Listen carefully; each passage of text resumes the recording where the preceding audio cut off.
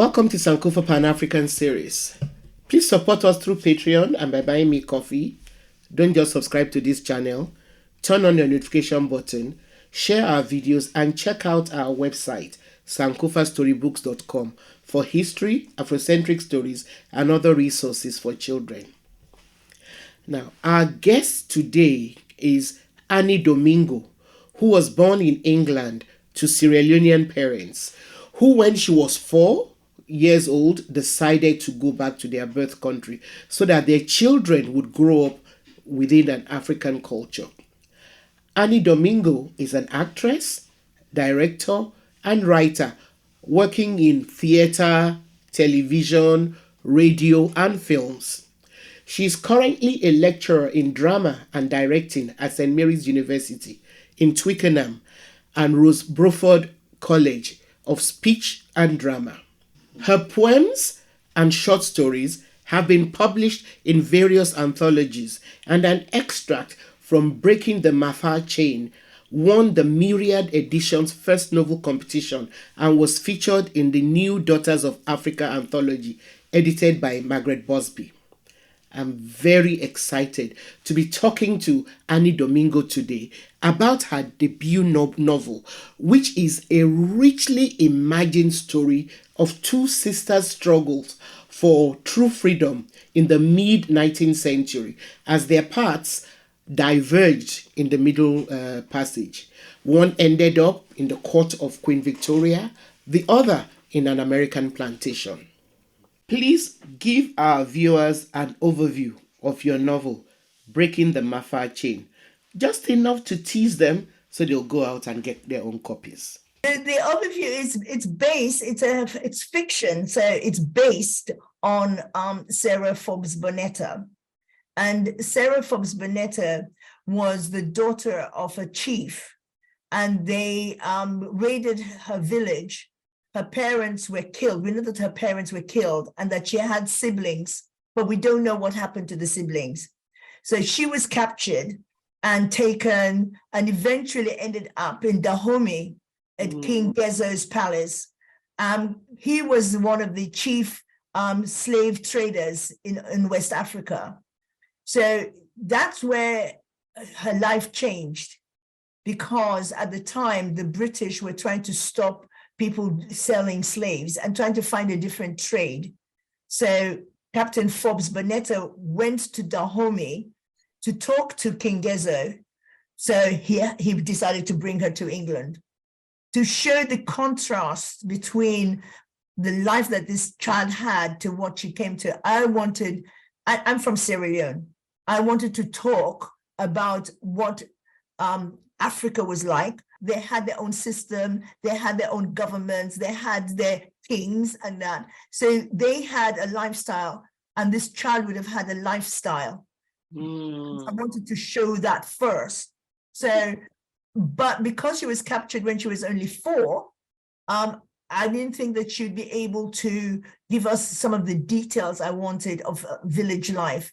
So that's where I got her older sister, because we knew she had an older sister, but I invented one for her so that she, especially when they were in Africa, could tell us what their life was like before they were captured. But when they were captured, in my story, they were then on the way to Dahomey, they were split up. And so eventually, Sarah ends up in England as a princess, and her older sister ends up in America, in the Gullah, as a slave. And so this is the story then of these two girls, born same parents, born in Africa, living a certain lifestyle, and then the life fate. One ends up a princess, the other one ends up a slave. And we start looking at what does that mean for them. And I wanted to think about identity and who are we, so that the older sister has more memory of her life in Africa. And although she's a slave, she is able to hold on to more of her African identity. Whereas the one Sarah, who comes to England and becomes a princess, starts to lose herself her identity, because she's a child. She's only about 7 or 8. She wants to fit in. She doesn't want to be different. Yeah. But she doesn't just give up. So she has this inner memory, who is this other voice, and I put myself sort of like as a child, and I wanted her to. I wanted us to see Victorian England through innocent eyes. You're an incredible performer, and I know our viewers will not forgive me if I don't give them a chance to hear you read an excerpt from your captivating novel. I will read the prologue. Okay. Because that sort of gives us an idea of where they're from. December 1846. Stripped of everything but our black skins, our ritual scars, our beings, we are tied together in rows, jammed into another juju pit, packed in so close, no one could move. We lie on our sides, rough wooden boards hard against our bare skin, rubbing our shoulders raw, chained to the living and to the dead. Now I know what fear smells like. It is the smell of grown men groaning, sweating, and stinking. Fear is women crying, wailing, calling on their ancestors to save them and their children before they are lost to Mami Wata. All around me, chains rattle and whips crack as the sails flap, boards creak, and ropes stretch.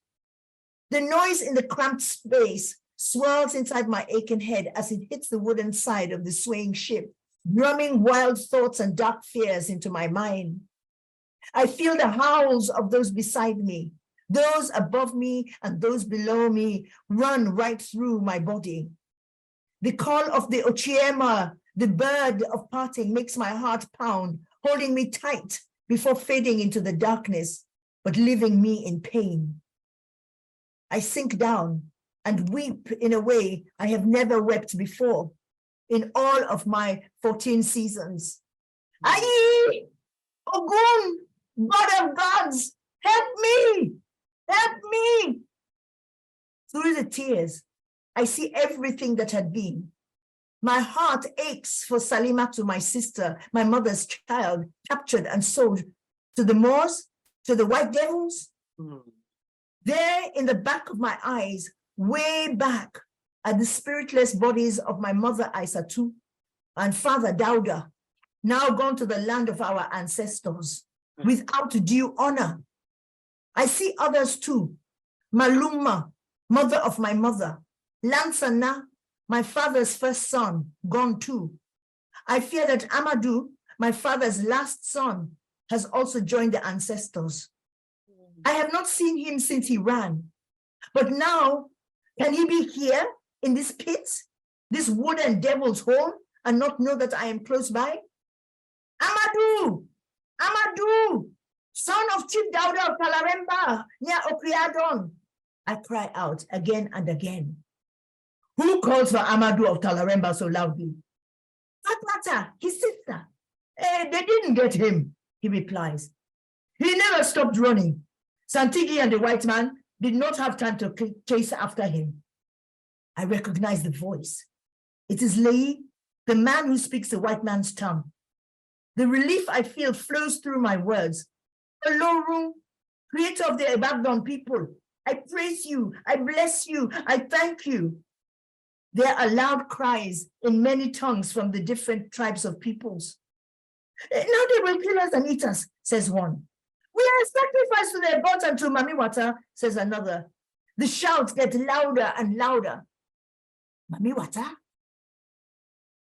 I'm aware that the real life story of Sarah Forbes Bonetta, who actually ended up, marrying a Nigerian, Labulo Davis, inspired the novel.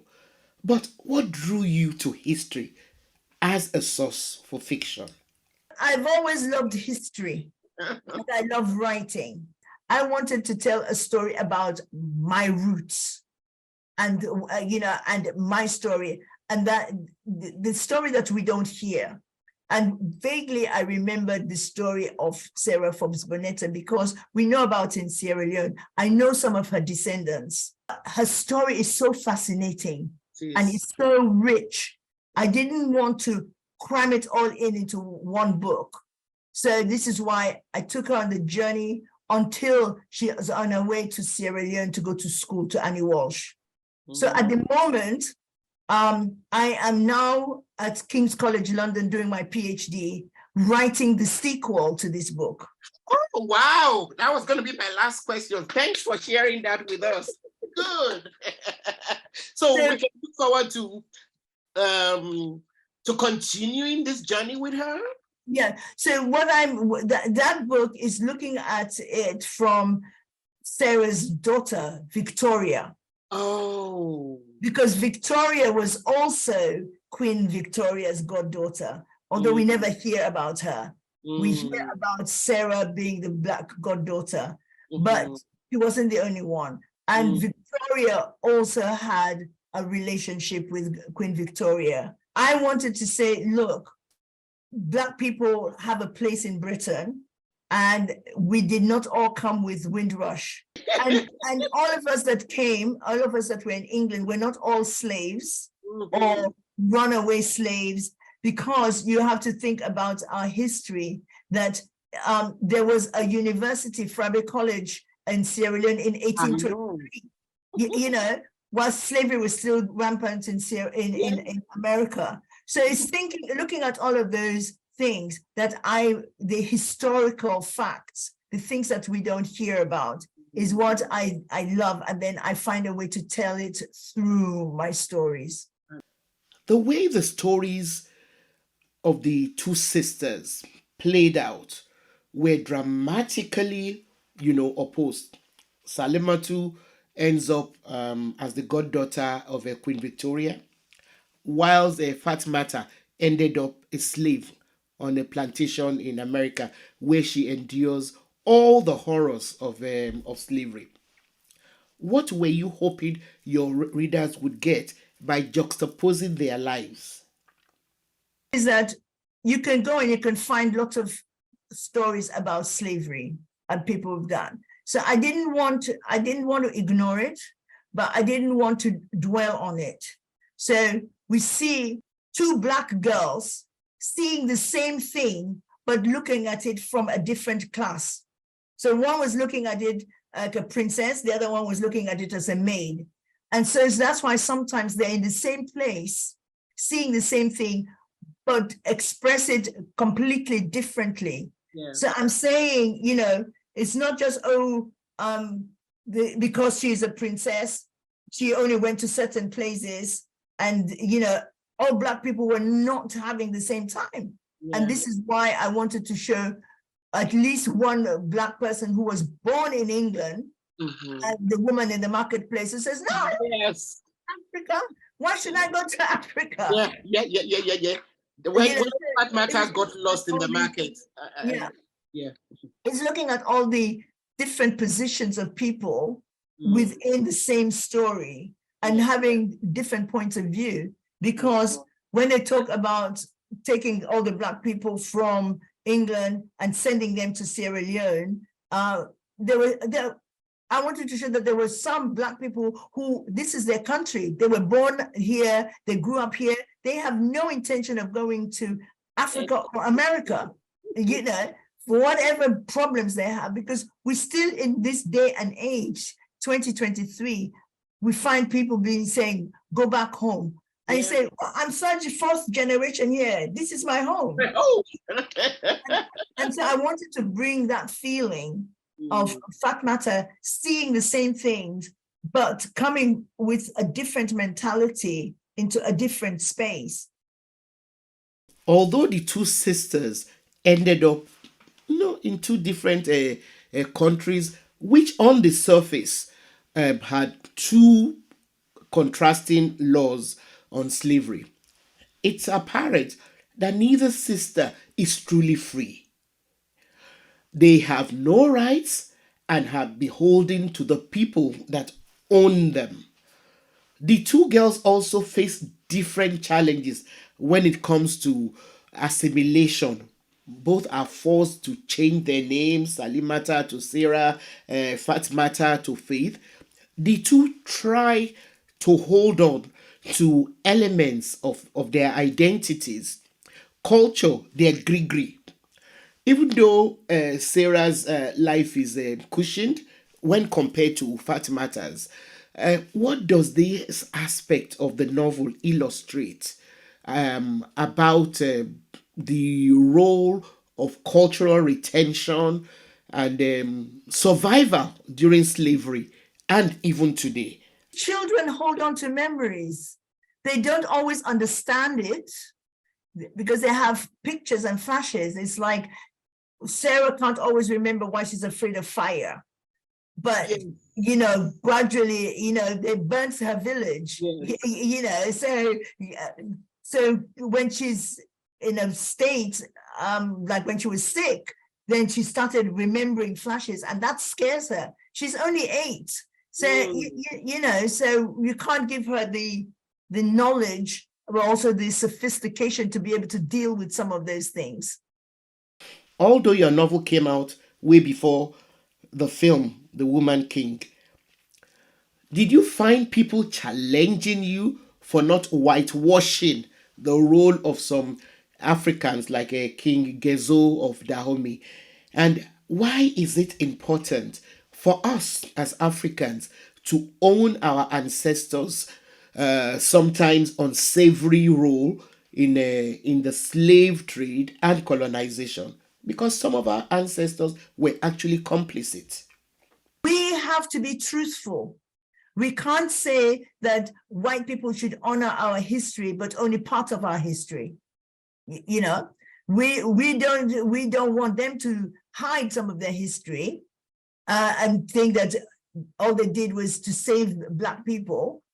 No, so we've got to be the truth, because some of those slave trade, but what we've got to also acknowledge is that, especially at the start of slavery, a slave trade, there had been slavery in Africa, but it was different. It was, yes.